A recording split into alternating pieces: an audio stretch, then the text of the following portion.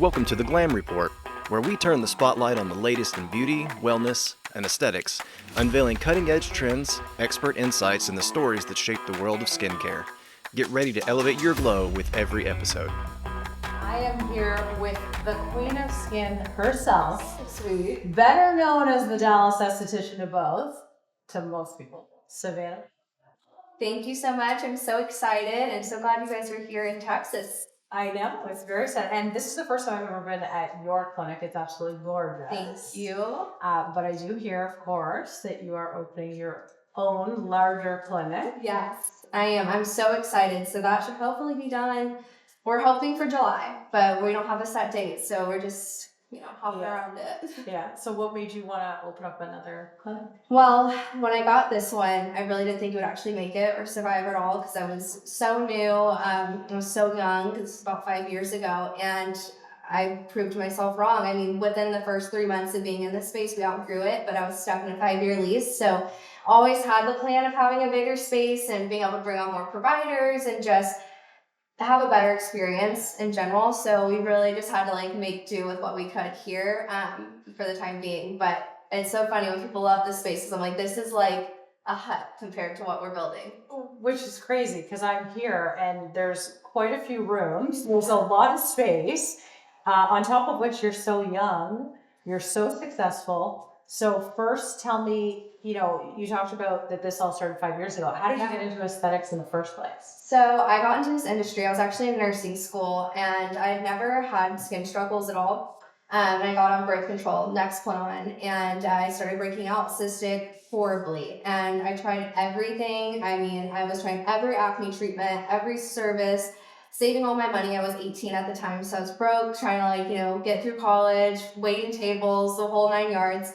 And then I stumbled upon medical aesthetics, and I'd always thought when I heard estheticians, it was more like lashes and brows, which is, still amazing, but I never knew that there was a space where I could really be clinical, and that's why I was in school for nursing, because I just love the medical side of things. And I love helping people and making a really big impact in their lives. So then I was like, hey, I actually am obsessed with this. I've always loved makeup and skincare. I grew up dancing, so I was always kind of around beauty. And my mom, she was always getting Botox and lasers, so she was dragging me to all of her appointments from a very young age. So I've always been a girly girl, like the friend that would do everyone's makeup at prom. So aesthetics has always been I feel like a part of my life, but not in that way. So yeah, when I figured out that I could treat acne, work lasers, and do just some really heavy lifting in the industry, I was like, okay, I'm dropping out of nursing school. Wow. So that is what happened. The true entrepreneur. Yes, Yeah. and I did not expect it to be this. I loved this industry so much that I was like, okay, I'm probably gonna make $30,000 a year. And that was the average income of an esthetician when I started about 8 years ago. It was highs was 60, but medium, I don't know. It was 50. And I was okay with that. I was like, I just want to be in this industry so badly. So it's really just crazy. I don't even know the right word. It's just unbelievable what I've been able to build. I never expected any of this. It honestly is. From the outside looking in, I remember the first time that I heard about you and someone's like, have you heard of the Dallas Aesthetician? And it's just, I hear that name everywhere in our industry, and it's actually amazing and so cool, and congratulations. Thank you. So I'm very interested to know, people that sort of get that, I'm going to call it fame, because I've seen you walk around IACS, I've seen you walk around the conferences, you're literally famous. People come running whenever they see you and they want to take photos with you. And I'm always interested to know, what was that moment, do you think, where it's you turned from working in your clinic, because you came from, first you started in a salon suite. Yes. Is that correct? Mm-hmm.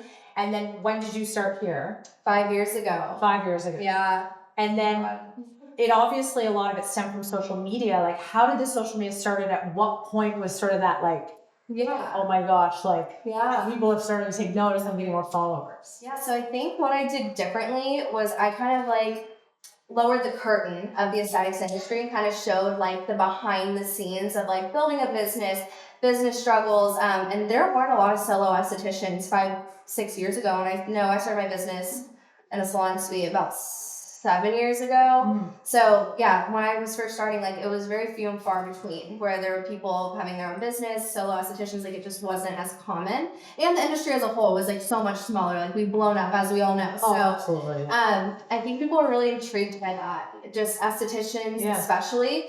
And so, you know, I have a lot of aesthetic friends and people that have good, you know, profiles on social media, but a lot of it's like client facing and towards the client. And I feel like my page has been kind of like for the esthetician.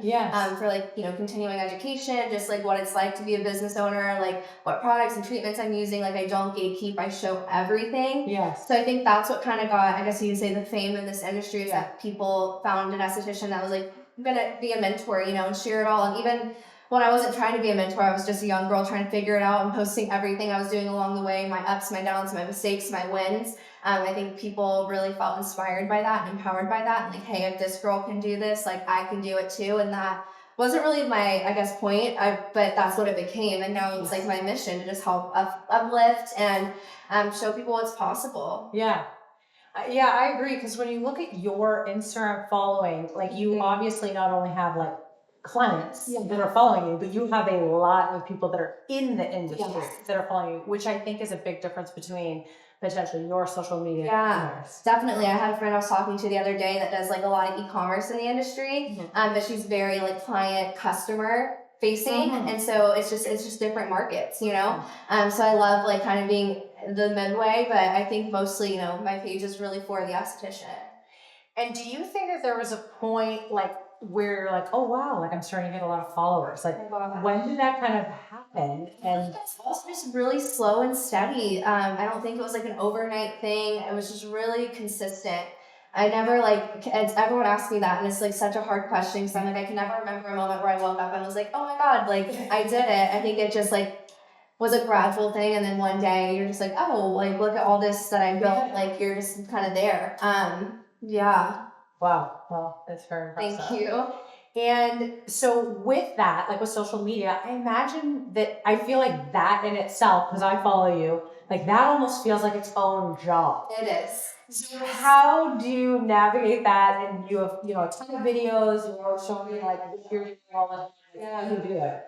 I think practice and not focusing so much on perfectionism. I think that's what holds a lot of people back from posting and like retaking stuff and doing it over and over again. And then repetition. Since I've been doing, you know, my Instagram now 8 years and, you know, been on social media since middle school, I feel like it's just easy for me to kind of do it throughout the day. So like if I'm with a treatment client, like I'm able to like film that, post that, and just like integrate it into my workday rather than it be its own thing. So I just kind of always, it's like hand in hand throughout the day. So do you have goals? So for anyone that's listening where they want to get, you know, a stronger social media following, do you tend to think about like, I should be doing X amount of posts a day, or it just simply becomes organic? Like, I think honestly organic. Like I have always just been like, you know, do what feels right and what you want to do. And there's some days where like yesterday I posted 3 reels, and then like for the last month I've had maybe like 2. So I don't force myself to post unless I'm in the mood, because I want my personality, you know, to come out, and I don't want to feel, you know, like, oh, I have to post something, so I'm just gonna post like a stupid post that doesn't have any meaning or anything behind it. So I try to be really intentional, especially like on my feed stories. I will show up in a good mood, a bad mood. If I'm sick, dying, like I'm gonna be on my stories. But like my feed, I really like to keep that like just really good content, you know, because I don't want to flood it with a bunch of stuff. You know, I want things to be easy for people to find and access. And if it's not like educational, inspirational, or funny, I don't want to put it on my profile. now, what about other social media? So TikTok, you know, just ever more on the real side, but also I know you have your own podcast. Yes. How do you fit all of that in? And like, what's the time that you want to spend on like Instagram versus TikTok versus? Yeah. So I think it's important to have like your thing, you know, whether it's TikTok, Instagram, X, which was Twitter. But for me, Instagram's always been my bread and butter. So that's where I put all my energy and focus. And then if I have like free time or I want to like mess around, I'll get on TikTok or sometimes cross post TikTok and Instagram. So they're on both platforms. And then my podcast, I try to record that like once a month. I just stock as many episodes as I can so that I like don't have to take too much time away from my business and family. Yeah, that's a lot. I've been doing the podcast now 7 years, never missed a week. Wow. Yeah. Oh, very impressive. I don't know how you have all this time because I know that I also saw you on vacation not that long ago. And it's so nice now. I can finally take vacation. There were so many years where one, I couldn't afford to go on vacation, and two, I couldn't afford to go on vacation because my business needed me, you know? So it's like, if I didn't have the money or the time to go, and yeah, I realized like I have to take care of myself or I'm going to get burnout. If I'm not in a body of water 3 times a year, seeing fish and dolphins, like I'm not my best self. For my clients or for my family. Yeah, well, that's important. Yeah. And especially, I know you're a mother. Yes. And you know you have a husband. Like, how do you do it with your family and you just like you do a lot. So how do you organize yourself? Honestly, okay, I have an amazing husband. So he stays home full time with our son now. Ever since I had him, we retired him, and it's been so helpful. Like he takes care of the house, like household chores, things like that. All of our animals. So I also have 2 dogs, 3 cats, 2 lizards, and 5 fish. So crazy.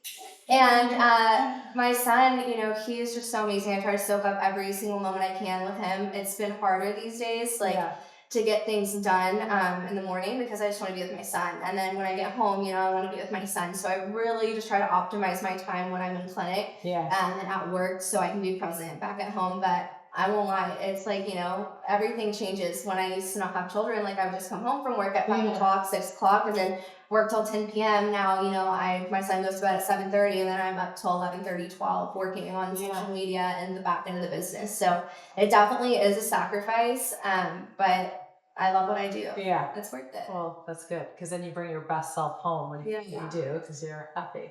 How old is he? He's 3. Oh, yeah. Very cute. So still another year before he goes to school, I guess. Well, he should be starting, I think, in August. If he gets potty trained, we're struggling with that. Boys always take longer than girls. I'm terrified. All right. Do you have this is totally off topic, but do you have the potty training where it has steps and it actually sits on top of a toilet? That's what we use with my daughter. It's easier than The girls are easier. I mean, girls obviously want the best. I've heard that as well. So because I have a son and 2 girls, and the girls are Easy. way easier. Yeah. Yeah. He gets it. We'll see. Yeah. So you've got a new clinic that you're starting, which I want to hear about. But speaking of family, I saw that you're also building a new house. Yes. At the same on top to add on top. I know. Okay, hear me out, guys. I was really trying to not make things happen at the same time. We bought our lot in a neighborhood that we were like one of the first people to buy, so there was no houses up, and it's our first time like building a house. You know, which we built my first home, but it was like a starter home. It wasn't like a whole custom built thing, so just completely different, and the stakes were so much higher with like what we're doing now. And so we bought our lot about 2 years ago, and I was like, okay, this is perfect because then we'll get the house built, and then I'll have a year to like save, and then be able to put all that money into our new space because I knew this lease was coming up this July, and so I was like, okay, we gotta get a new space. Yes. Well, there's just like, you know, how building is. There's some shady stuff happening in the neighborhood, some builders that we know from the grapevine we're not like the most ethical and one bankrupt a lot. So we're like, we don't want to like put all of our money into this and then be the only house up in a dying neighborhood. And then like, you know, you just got to just, you know, what's going to happen. I could like, something could happen to me, something happen to my business, and then we're stuck with this huge house that won't sell. So we're like, okay, we're going to let other people build first. We're just going to sit on this lot, not rush it. And so then the timing ended up being where I was like, hey, now it's a perfect time. There's already like 7 houses up in the neighborhood. We're ready to start. And then, of course, this fall, we're like, okay, well, we're not going to have a home. We're going to be homeless. And SBA won't have a home if we don't buy a space and start building it. So it is stressful, but honestly, I thrive in chaos. As much as I complain, I always say, like, you're either going to be stressed because you don't have enough going on, you're not having enough opportunities, enough clients, enough events, chaos. Like, what a blessing it is to be stressed that you have, like, too many things happening, you know? Absolutely. So I try to really, mindset is a really big thing for me, especially as someone who grew up with, like, really bad depression, anxiety. I still battle with that. So I am really big about just reframing your mind around things. And it sounds so stupid and silly, but it truly does make the biggest impact, especially like when you start to subconsciously like change your mindset towards that. So. Yeah, no, I love that. I agree with you. I think the busier you are, you're more your best self, like you're happier. And things just thank God I have, you know, like how lucky is that, you know, to be able to do those things. So instead of being, oh my God, I have all this going on, I'm like grateful that I do. Yeah. So I think that one of the things too that's helped boost everything that you have is you obviously have a very good fashion sense and design. It's not my vitamin C day today, by the way, guys. That's why I'm in this. I love your matching outfits are my favorite. I actually was on because I think you linked Revolve on, which is my favorite, and I got one of the outfits that you had because I love matching. Yay, I do too. But It makes it easy. Yeah, I love the look. Yeah. So with that, I imagine when you're building your house and you're building obviously your new place, the design. So tell us a little bit about like, are you using the same people design for each, or what's your inspiration on both of those? So for the clinic, it's like it's so hard. It's so hard to put a design name on it because it's just me. I don't know, it's weird. Like I just I've drawn certain elements and things. I like a lot of things that are just very custom and very detailed. Like we have a lot of crown molding. We have like a lot of wallpaper, but like good wallpaper. Like really just it all flows really well. And just I want it to feel very like luxurious but warm and inviting. Like that's super important to me. I don't want it to feel like white and beige and sterile. So a lot of green and pink. That is our new brand colors. We're moving away from just having pink, so we're adding some green in, which kind of goes back to my roots of when I first had my salon suite. It was all green and pink. And it's funny because I was looking at a Pinterest board that I had in 2018, and it was like all the same like colors, not the same vibe. Yeah, I've matured and grown up since I was 20, but still like in the same vein. So it just feels really good that that's something I've always liked. You know, for 7 years, those colors together. For the house, it's like very like Mediterranean, French, very like French countryside feel. So really, really homey and warm. And we have fish tanks in the house and the spa. So I think that's what I'm most excited about. I cannot wait. Yeah. Because it's like they're like like I've always had fish tanks, you know, growing up and at my house, and we used to have so many fish here until they kept dying. So these are like actually built in, and it's going to be my first time having a saltwater tank, which I'm really excited about. Because everything I've always had was like betas and goldfish, and like also they are amazing, but this is like big girl fish keeping. You can get a whole new slew of creatures in them. I'm so excited. We're gonna get seahorses, yeah. So who's gonna take care of all the tanks? We have a man that comes twice a month. Yeah, so I already hired him. Yeah, he's our fish guy. So no SBA girlies will be touching the fish. So July is what you're hoping for opening. Yes, God willing. So it's bigger, obviously, more rooms. So is there more treatments? How are you expanding in that way? Yeah, so Lauren, who's been my client coordinator for the past year, she is an esthetician and laser tech. So she's going to be taking her own clients. We have a nurse injector that's coming as well, who's a great close friend of mine. I've known her for years. She was actually the first person I ever microbladed. So many backstories and eras of Savanna. She was a permanent makeup girly at one point. And so she's going to be our nurse injector, so I'm really excited about that. And yeah, e-commerce is really big for us, so we have a bigger shipping area, not our front desk. Our core front desk is literally our shipping facility right now, so we have like a whole room and like product closet for that. So I'm really excited to grow that and just be able to deliver, amazing results-driven products to our clients and customers. But yeah, and then we'll have, what else? I'm trying to think, conference room for like brand meetings and stuff. And I'm just excited to go to add more team members and expand our family. My girls are like everything to me. And so I'm a little nervous about the hiring part, but also really excited because, we need help. That's the issue with this space is like, if I could have one more room for shipping and have more space to hire more people to help us out, no, I'm just kidding. No, I would never want to stay here. But I'm going to be sad when we leave it. I know I'm going to cry. Like, I'm so excited to move that I'm very nostalgic and sentimental. So I know it's going to be hard. Because I literally came into this place thinking, maybe this will be like the end for me because I was way in over my head. And I'm telling you, within 3 months, it was like, okay, wow, we should have got a bigger space. It was insane. And I think the reason, honestly, a lot of people ask how it did so well. It was like right at the brink when COVID was kind of over. And so people were really excited to come in and get like products and shopping. And so that I think really just blew up. People wanting to come in and like be in person again and like, have human connections. And so it was like a really big pop, like right when we opened. Oh, so good timing. Yes. And then I had like all COVID shut down to like build this place. So it's helpful. I was like worked out. So I'm looking around because you mentioned e-commerce, which is a huge part of your business. And you obviously have quite a bit of e-commerce. So you have a number of different brands. Yeah. How do you choose which brands you want to carry? Yeah, so I really look at filling gaps, right? So I don't want to have like 5 different vitamin C serums and 5 different retinoids. The only thing I'll have doubles of is if it's price, right? So, you know, lower end moisturizer, so I can really help with people that are on a budget and things like that. But I really focus to bring in things that fill gaps for me and my clients. Like we just brought on Civ, which is amazing for eczema and dermatitis, and we didn't really have anything for that before.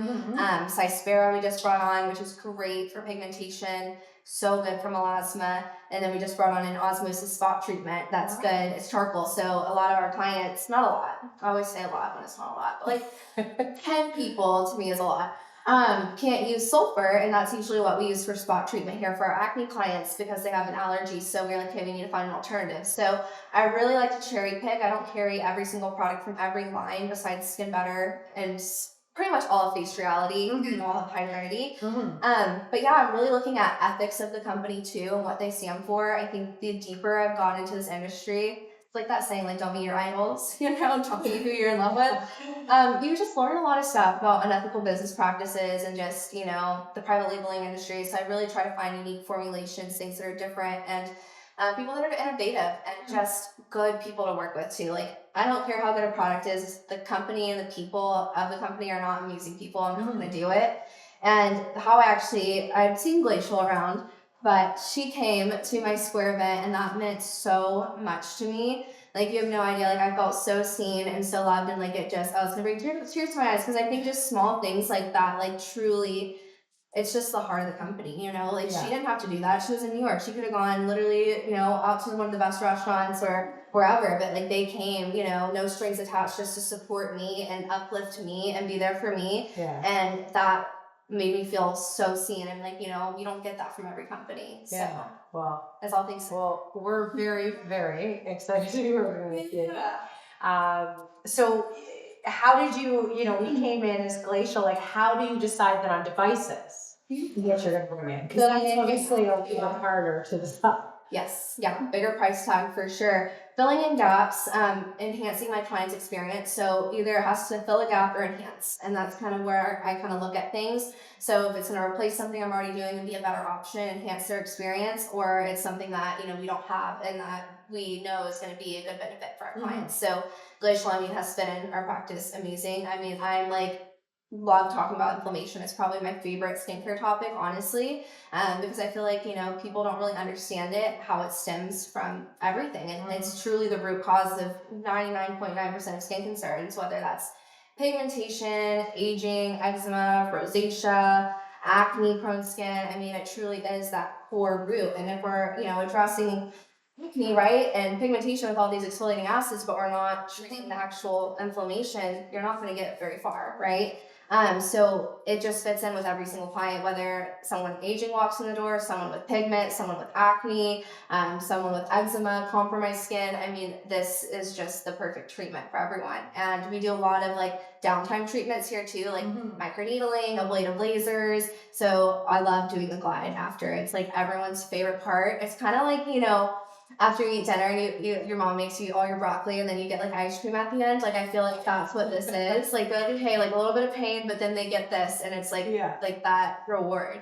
Wow. The reward that's been The ice cream, and it's nice and cold. it's amazing. I love that. Now, what are your favorite skincares or things? Like, I know you like to combine it, like you said, with some different things. What type of skincare do you usually like to?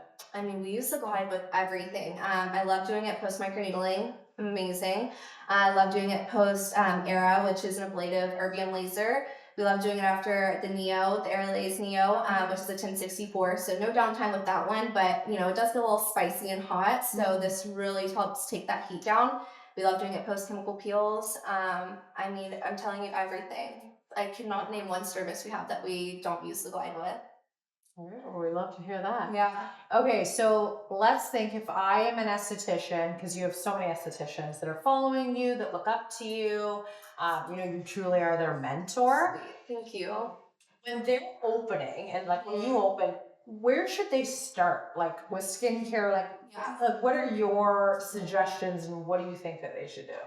So for me, honestly, I say don't buy back bar. at all, because what I made the biggest mistake with is a lot of it's imposter syndrome too. You know, when you're starting out, you don't have your boss to tell you you're worth this amount for this hour, you know, and you just are really insecure and need validation unless you're like a very overconfident person. But I think, you know, most of us and most in the industry, like, you know, it's kind of, you have to be your own hype woman, and that's hard. And so I felt like I had to have everything to be good enough, and I felt like I had to have all the back bar sizes, and like they're expensive, like $300 for a huge moisturizer. I didn't even know what my demographic or clientele was, you know. So I bought all this anti-aging stuff. Here I was, like 20 years old, thinking that I was going to attract aging clients at my little salon suite in Flower Mound, Texas. And no, everyone I was getting was like my age, you know. And so I ended up wasting so much money, things that never got used and expired, because I, you know, was just buying everything. So I recommend starting with like, you know, retail size products to use for back bar. And then once you start to see like what your clientele is and,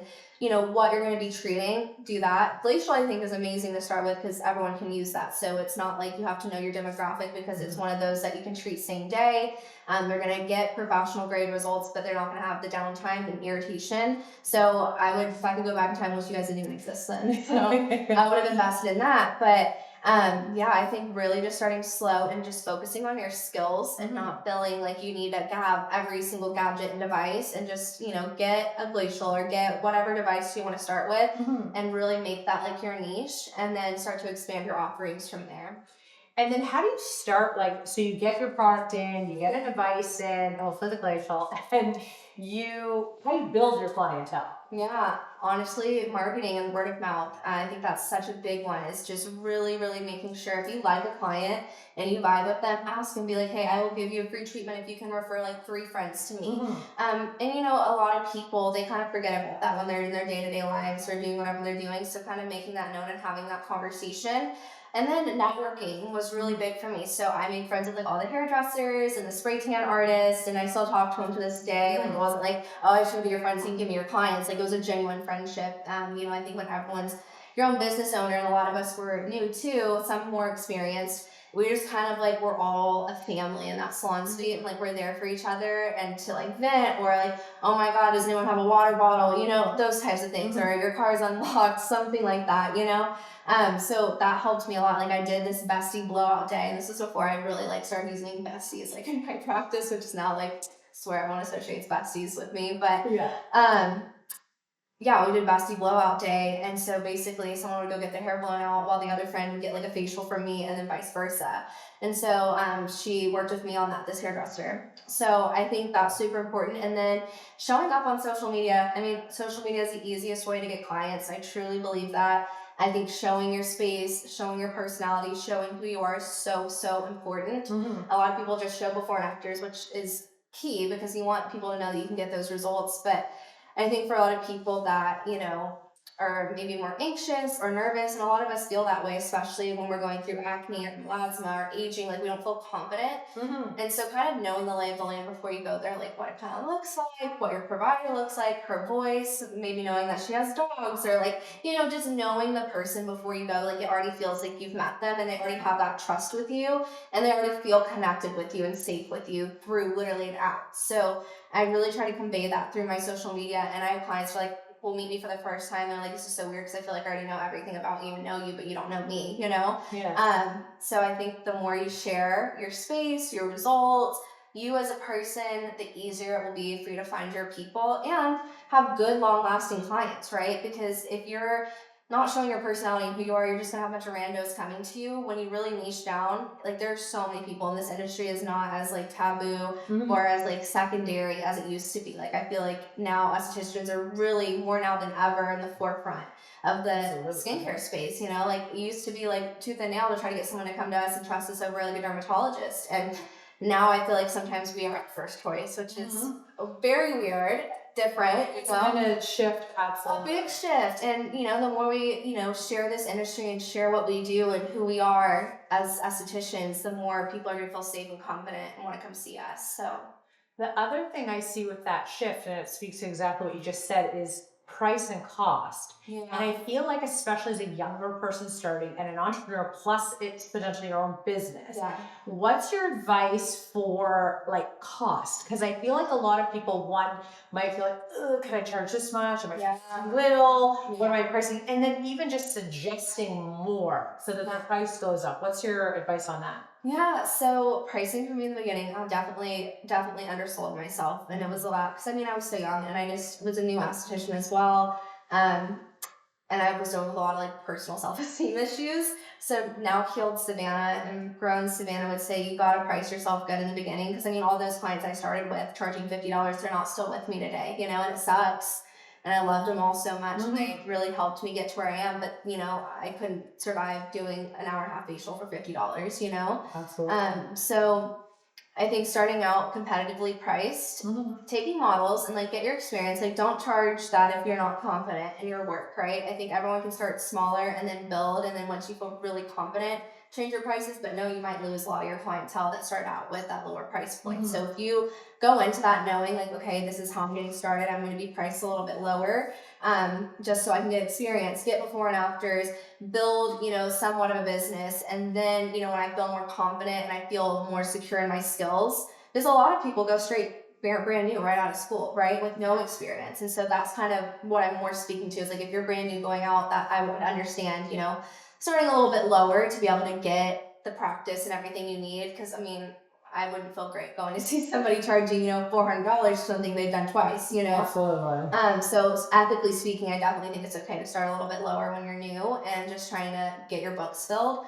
and getting those model pricing and all that. But definitely as you expand and grow, you want to up your prices.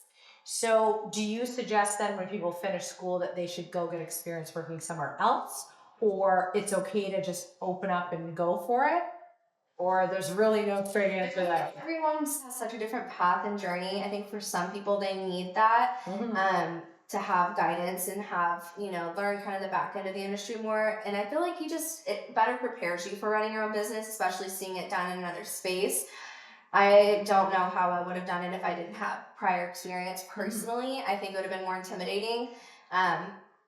It was intimidating regardless, but like at least I like kind of knew a little bit of stuff, like what like booking systems to use and like how to like do certain services and training, and especially too if you are getting free training from, not saying go work at a spa, get free training and leave, but like you know what I mean. That was never my intention to own my own business. I never wanted to be a business owner. Never, ever. Like if you asked me this when I first got into aesthetic school, I would have laughed. If you're like, oh, one day you're gonna like have like a multi-million-dollar med spa, I'd be like, no, it's not me. Wrong girl. I just wanted to be in this industry so badly, and unfortunately, you know, well, I guess fortunately, because I'm here now, I worked for a lot of bad places that really opened my eyes to the dark side of this industry and what I didn't want to be. And kind of how I explained to you earlier, you know, being the consumer and being on the other side of things, like seeing it happen and, you know, working for someone, not really having a voice, like it was hard for me because I was like, this is the same stuff that was happening to me when I was a customer, and I now know better. Now they expect me to do this. I can't do that, you know? So, very thankful for it, but yeah, that's what led me to doing my own thing. But I do think, you know, now there's more options. Like back in, we're talking like 8 years ago when I first started. So things have changed so much in this industry, like so much.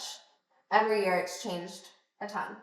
So if you look back when you first started, is there anything you wish you had done differently? Or like you said, you're here now, but if you were to start all over, young Savanna, would you be like, oh, I wish I did this, or I wish I didn't do that, as advice for other people? I wish I didn't get so much social media drama.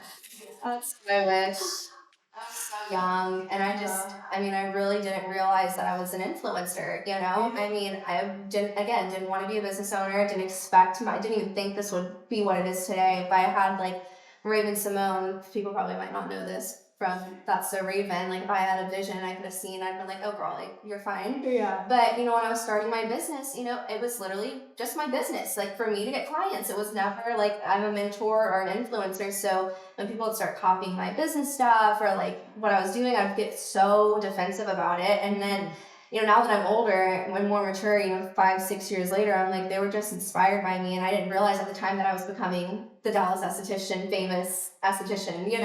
Like I was just another girl running a business at that. And that's how I viewed myself. So I think the imposter syndrome kept me humble, but also didn't make me realize that I was so much more at that point than just another business owner. I was making a big impact for people and inspiring them by the content that I was making. So if I could go back, it would be that. Yeah, It's funny. We don't always see it as the highest form of flattery. Yeah. Now I don't care. Now it's just like, it's part of my job. It's like, movie stars or influencers or celebrities, like they don't get upset when they wear like, a skirt and then everyone goes and buys that skirt. You know what I mean? Like it's their job. And so I kind of now realize like that's kind of my space in this industry, is kind of to be a leader for estheticians and kind of show them like what's up and coming and what's new, and they trust me because I can't be bought. I don't take deals with brands unless I've already worked with them for an X amount of time and like loved them. So that's really, really important to me, is, just to maintain that trust with my audience and estheticians, because there's so many devices, there's so many skincare products, and I'm testing them in real time. Like I will never carry something that isn't 100% backed by science, and I wholeheartedly believe in. Have you ever thought about being a consultant? Yeah, like in when I'm like probably like 40.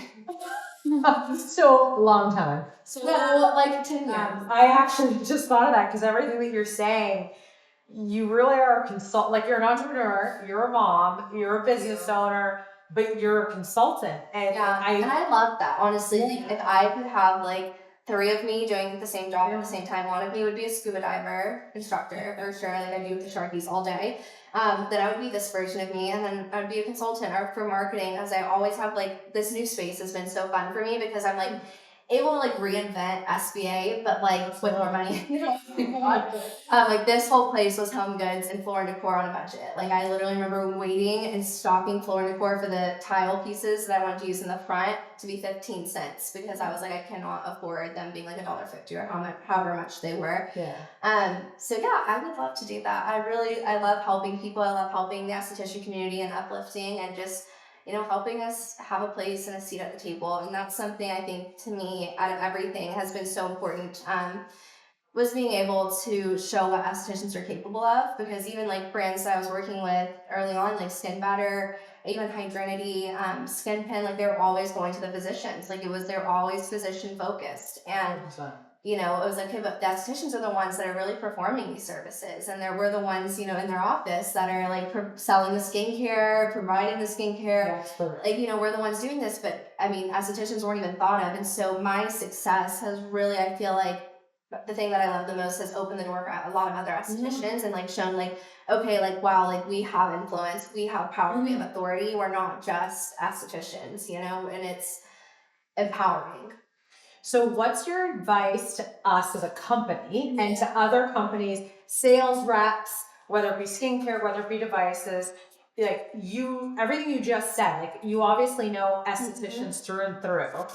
Like what's your advice to us when approaching estheticians in a meaningful but valuable way where we're not, pushing things on you? What would your advice be? I think giving them a platform, giving them a space to speak, to showcase who they are and what they're providing for their clients. I think approaching it from a science background, I think a lot of people underestimate the esthetician and don't think that we're like, smart or like know as much. But I think, what I value is education, and education is someone that values the education isn't just trying to sell me a device, but it's really trying to educate me on why this is important and what's happening in the skin. Like that's what I want to know. I don't care how much the device is. Well, I do, but you know what I mean? I don't care that, it's better than the device down the street. I hate that. That's one of my biggest icks in the industry, is like, because people do it to women, do it to each other all day. We try to tear each other down. If your device or product is great, let it speak for itself. Let it be its own thing. It doesn't need to be compared to, their competitor. I hate that. That's, I think for me personally, that's my biggest ick. Like the second someone starts name dropping another brand, or like, we're better than this brand, I'm like, okay, if you're really that good, you wouldn't have to tear someone down. 1,000%. And I always say, happy hoes ain't hating, and hating hoes ain't happy. It's true. If you got it, you rock it. You don't have to cut other people's lawn. I couldn't agree more. But definitely, I think, for you guys, like, I think with the way you've done this and, like, exactly what you did was so genuine with me, and just so authentic, and I could tell, like, it wasn't like her big boss called her and was like, go to Savannah Square event. Like, it was just something she wanted to do to support me. And it's just the little interactions like that make you realize, like, there's real humans behind these brands, and it's not just, like, all about the sale, and it's not all about, like, money. Yeah, absolutely.